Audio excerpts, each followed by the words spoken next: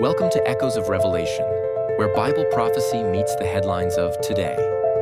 In a world racing toward change, we connect ancient scripture to breaking events, helping believers discern the signs and prepare for what's ahead. In today's video, a powerful peace deal is forming, a land divided, daily sacrifices discussed. Could we be witnessing the beginning of the covenant with many? Stay with us as we break it down through scripture, current events, and prophetic insight. Subscribe, stay alert, and let's walk this path together. Revelation 6, 1-2. Now I watched when the Lamb opened one of the 7 seals, and behold, a white horse.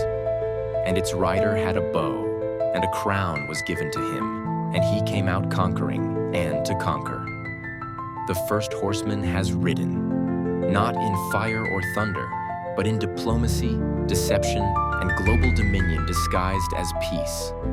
A bow with no arrows, a leader crowned, not by war, but by agreement.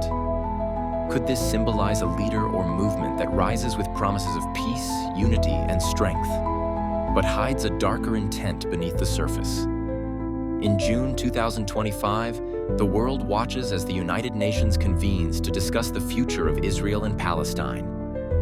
Amidst the turmoil, questions arise. Could these meetings lead to the prophesied division of the land? Might they set the stage for the resumption of daily sacrifices and the emergence of the covenant with many?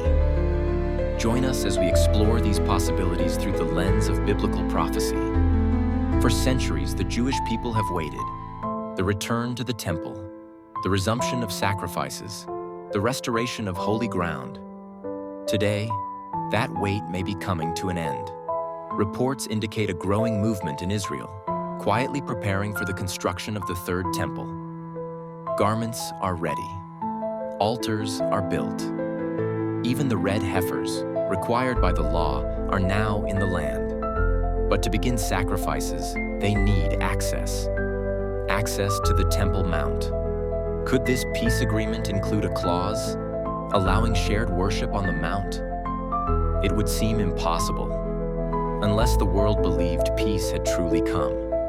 But if it happens, prophecy tells us exactly what comes next. From June 17th to 20th, 2025, the United Nations will host a high-level conference in New York, co-chaired by France and Saudi Arabia, aiming to implement a 2-state solution for Israel and Palestine. The goal is to produce an action-oriented outcome document, detailing irreversible steps toward this solution.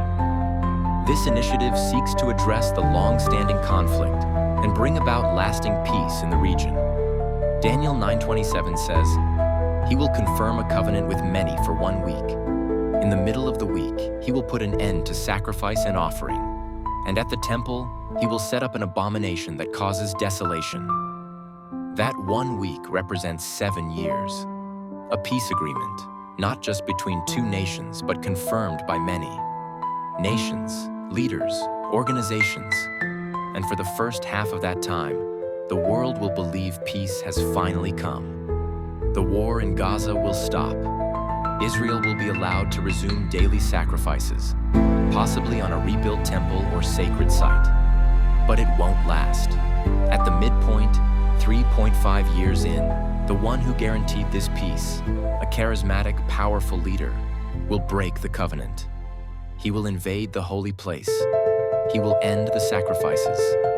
And then, in a moment prophesied by Jesus himself, he will commit what the Bible calls the abomination of desolation.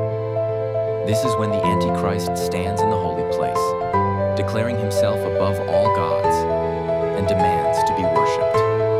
From that point on, peace is gone.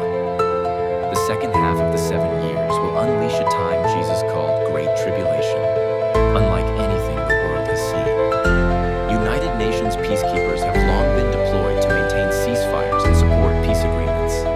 In the context of a new 2-state solution, these forces could be instrumental in overseeing the implementation of agreements and ensuring stability. However, their presence also raises questions about sovereignty and control, particularly if they are used to enforce controversial measures.